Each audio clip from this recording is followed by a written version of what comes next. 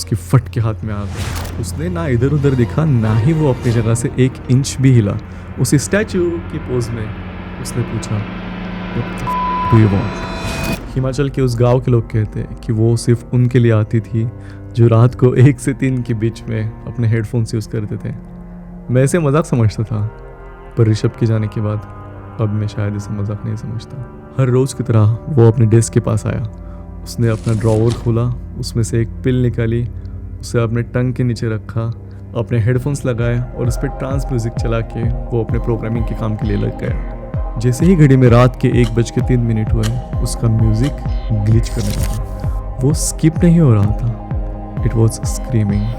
वो हर बीट में किसी को रोते हुए सुन रहा था और उसके साथ साथ उसे कुछ अजीब सी आवाज़ें सुनाई दे रही थी, जैसे किसी को चाकू से मारना, किसी को ज़मीन पे घिसटने की आवाज़, और उसके साथ साथ एक क्रीपी सी हंसी उसकी म्यूज़िक में से सुनाई दे रही थी। उसने झट से अपने हेडफोन्स निकाल के साइड में फेंक दिए, but the silence was even worse.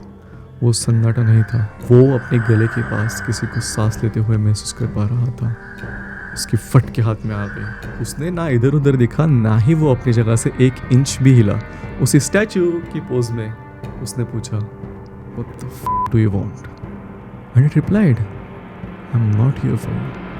I'm here for the noises inside your head. Rishabh को अपने कानों में बहुत तेज आवाज़ सुनाई दी और वो ब्लैकआउट हो गया। अगली सुबह जब वो उठा तो उसके कान में से खून बह के सूख गया था, पर ऋषभ का ध्यान सबसे पहले उसके गले पर हो रही तेज जलन पर गया। वहाँ पे सिर्फ एक वर्ड कार्व किया हुआ था, एंड द वर्ड वाज फट। उसने इमीडिएटली अपने ड्रॉवर में से सारे पिल्स निकाल कर फ्लश कर दिए, तब उसे थोड़ी राहत मिली।